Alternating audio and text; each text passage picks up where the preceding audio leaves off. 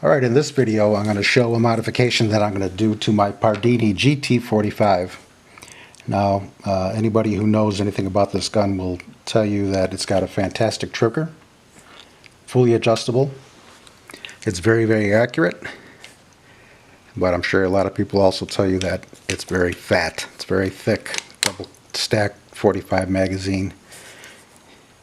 And the trigger preset is pretty far out.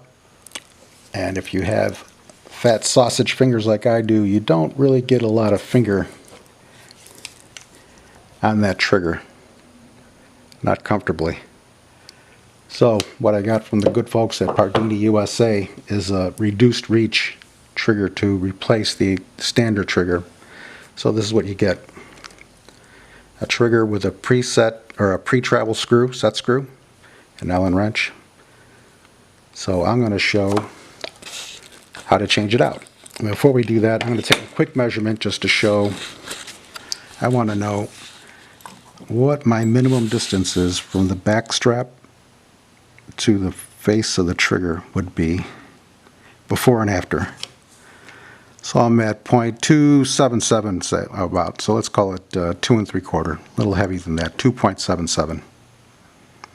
Okay, so let's change our trigger. First thing we do is verify that it's unloaded, the magazine is in place. I'm going to do a standard strip down. Slide comes off.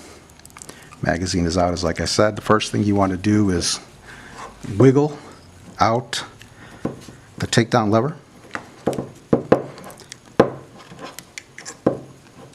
So that comes out. I'm keeping some pressure on the trigger assembly so it doesn't come flying out. Next, I'm going to push down on the mag release, or push out. Whoop. Slide releases out, and now the trigger assembly can come out. So if I lift it, it's going to come out forward, and the disconnector is going to be attached to it. So here's the disconnector.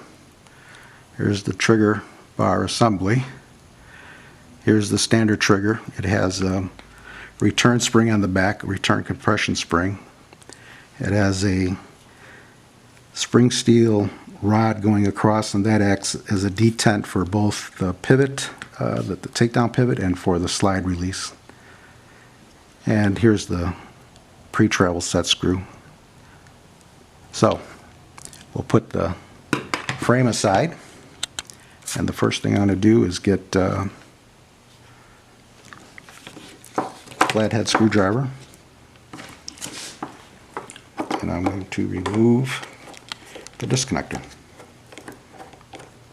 Now there's a torsion screw that holds this in place underneath the screw, so we have to be careful that that doesn't go flying. And what it does is it captures the bottom of the disconnector, and it just, the other leg sits on the back of the trigger, and it resets your disconnector. So I've taken that out. Here's that spring that I was talking about, so make sure that doesn't go flying. Now I'm going to remove this pin to take the trigger out. So I'm going to get a little punch, do it this way. Get my rubber mallet.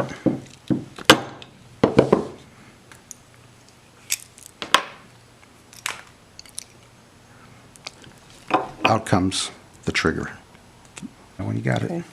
Okay, so now what do we have? We have the trigger housing, the disconnector with the mount screw, disconnector return spring, the trigger return spring, and the trigger. So this is the trigger I'm going to remove, and I'm going to replace it with this, and hopefully you can see if I lay them over each other.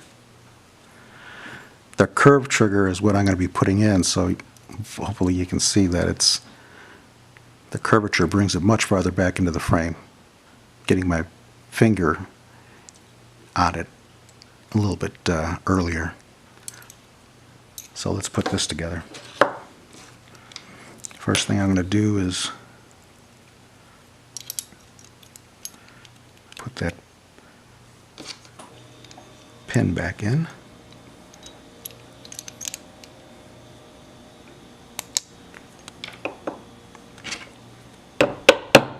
Got it. I'm going to put my little compression spring in here.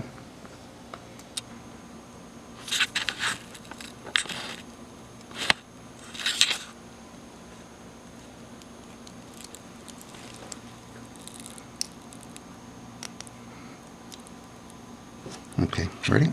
Got it? Mm-hmm. All right, so now the little compression spring is in place.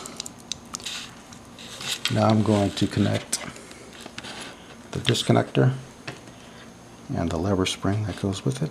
So let's see, this goes like so. And I know that you're not going to pick up the detail like I am, but it's actually a pretty simple design.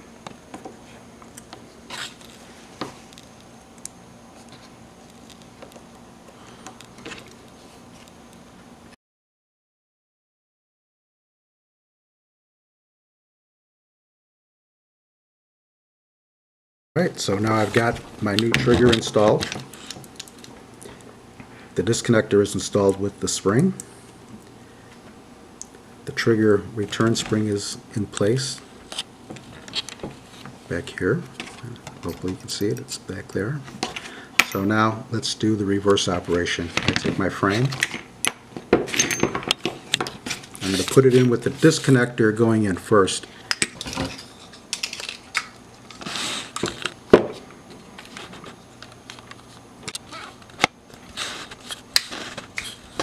I'm going to hold it in place while I take the magazine release, push it in place over the detent spring, and it snaps in place.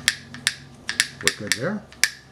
I'm still holding down the top of the trigger assembly, and I'm taking my takedown pin now, and I'm inserting that in, wiggling it around. There we go. I'm going to put it on the flat surface up so I can put my top end in place. So here's my 45 ACP with a red dot assembly. Slide it on.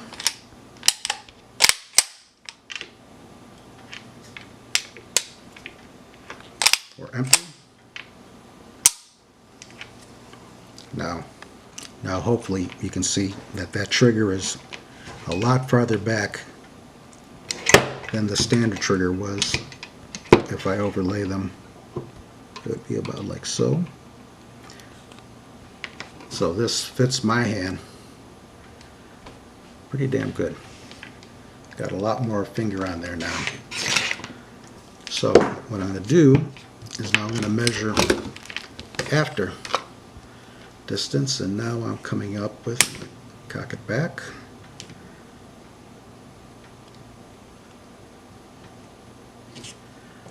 .254, so we've gained about 1/4 of an inch movement back.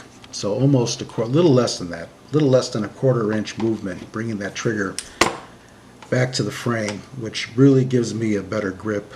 It allows me to get a better position on my trigger finger on the trigger. And this is already a fantastic trigger. I think I'm measuring it at just about 2 pounds. Let me try it again here. We'll see what it can get. I don't know how accurate this gauge is, but it's what I use for reference on all guns, all my guns. So I'm right about 2 pounds. Very light. I have it set up so that I have just a very tiny amount, I'll do it in my left hand, a very, very tiny amount of travel on the first stage.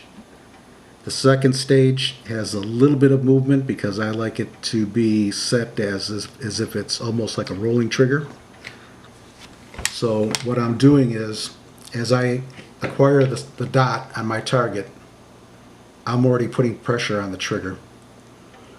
As I'm steadying my grip and getting my sight alignment, I'm also increasing pressure so that when I'm comfortable, where my dot is at the right spot, I just give it a short squeeze, 2 pounds, and pop, it's off.